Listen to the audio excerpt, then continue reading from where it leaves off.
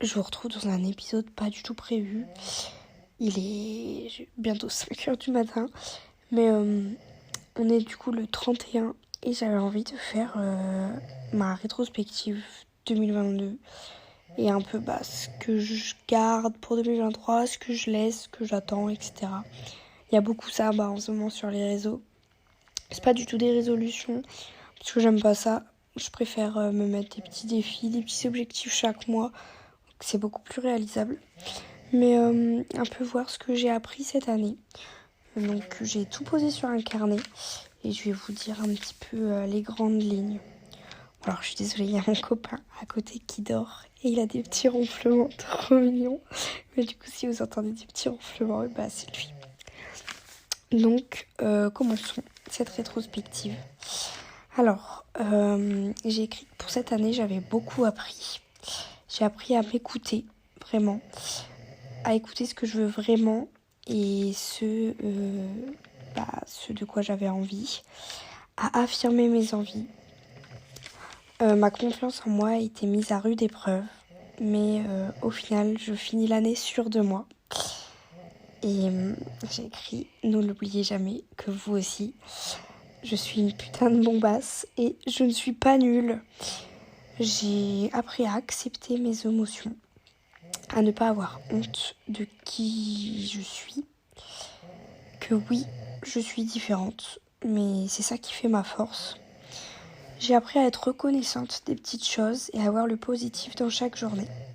Parce que cette année, il y a peut-être début du mois de décembre même, j'ai commencé un carnet de gratitude. Donc en fait, c'est tous les soirs, je prends mon petit carnet et j'essaye d'écrire quelque chose. Ça peut être une seule chose, plusieurs choses qui rendent ma journée un peu plus belle. Donc des petits highlights de la journée. Donc par exemple, mais ça peut être c'est des trucs parfois tout cons. D'avoir mangé un cookie, d'avoir,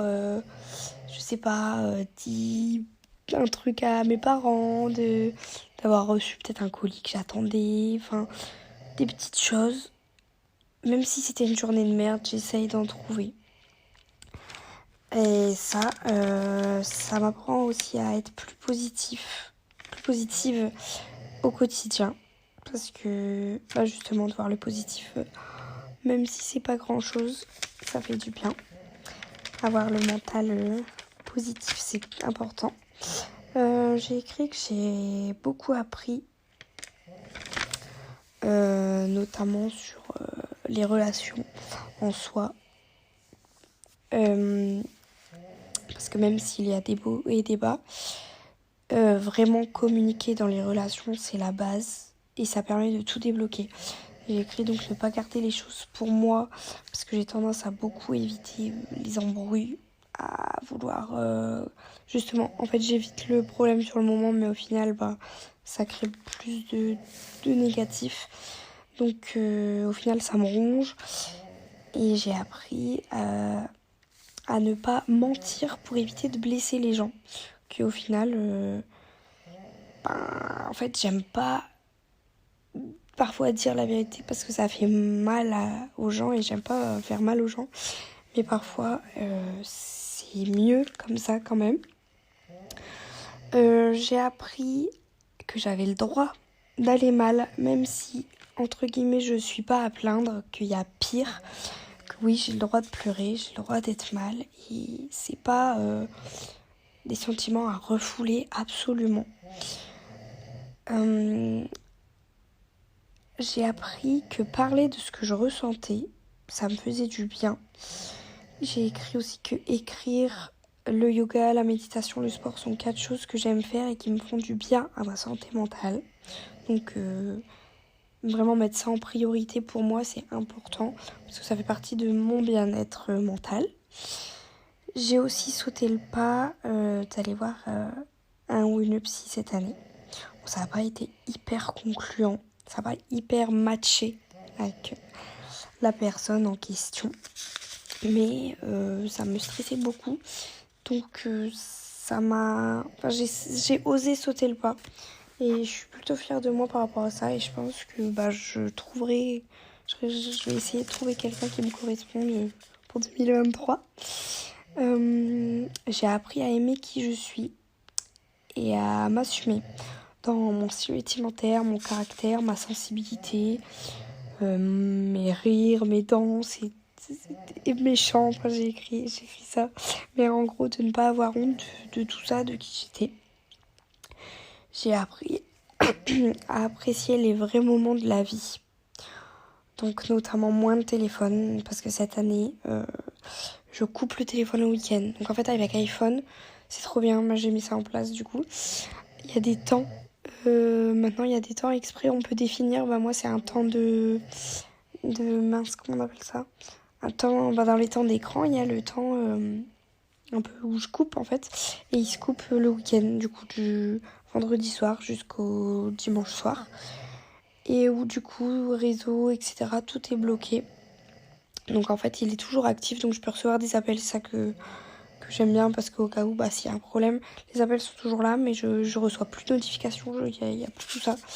Donc j'ai mis ça en place le week-end pour essayer de vraiment déconnecter, parce que les temps d'écran, ça monte vite. Et aussi des limites de réseau pour le temps, donc j'ai mis 1 heure Instagram et 1 heure de TikTok et Twitter réunis. Donc, parce que du coup déjà ça fait 2 heures et c'est déjà bien, parce que des fois je passais énormément de temps sans m'en rendre compte et au final ça me bouffe mon temps et je ne fais plus que ça. Et ça me fait beaucoup de bien. Et comme ça je peux vraiment un peu me reconnecter à des autres activités, je sais pas, la peinture, écouter la musique, cuisiner, pâtisser, moi j'adore pâtisser. Enfin la couture, plein de trucs comme ça. Vraiment essayer de refaire des vraies choses. J'adorerais faire de la poterie aussi. Je l'ai pas écrit, mais ça me vient. J'ai appris du coup à apprécier plus de moments de vie. Donc des soirées jeux de société avec des amis où on passe des bons moments. À vivre des moments plutôt que de les regarder sur un écran. Parce que ça, c'est vraiment notre génération où on voit plein de choses, notamment sur Instagram. Mais au final, je me rendais compte que j'enviais ce qui se passait sur Instagram, mais je prenais pas ce temps humain de moi-même. Donc j'ai écrit notamment les concerts, j'ai été voir Damso, Angèle, Indochine, j'ai fait des festivals. Et bientôt, en 2023, j'irai voir Jossman. Donc trop bien. À faire des sorties, aller au ciné, au parc d'attractions, des trucs comme ça. C'est vrai que j'ai fait pas mal de parcs d'attractions, enfin pas mal, peut-être 2, 3 cette année peut-être. Donc trop cool. À passer des moments en famille, entre amis et tout ça. C'est très précieux, c'est précieux.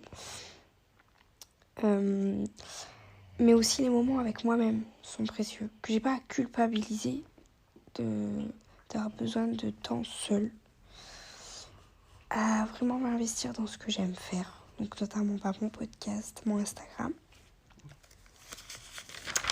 Et que même si cette année j'ai eu des moments de doute, je finis l'année heureuse. Et justement ça me rend heureuse. Je suis heureuse d'avoir vraiment parlé à cœur ouvert avec les gens que j'aime, d'aller vers l'avant, d'avoir pu vivre des super moments de vie. Et j'espère que plein d'autres vont arriver. Je suis heureuse de qui je suis et fière de moi, heureuse et fière de moi. Je continue de me donner à fond dans mes convictions, je continue d'être qui je veux être.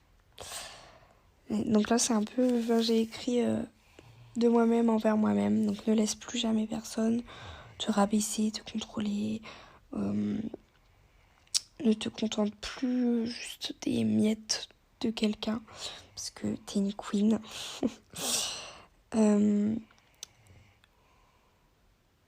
Je sais que l'année 2023 te fait peur, parce que c'est l'année de mes 20 ans, et ça me fait un peu peur. Mais justement, continue de vivre encore et encore. Sois heureuse, triste, joyeuse, en colère. Mais vis avant tout, c'est le plus important. Aime-toi, chéris-toi, sois fière de toi et sois toujours bienveillante envers toi-même et les autres. Ne te juge pas et ne juge personne. Arrête d'avoir peur et saute.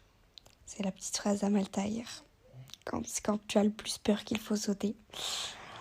en 2023, tu vivras sans aucun doute beaucoup de belles choses. Alors enjoy et bienvenue 2023.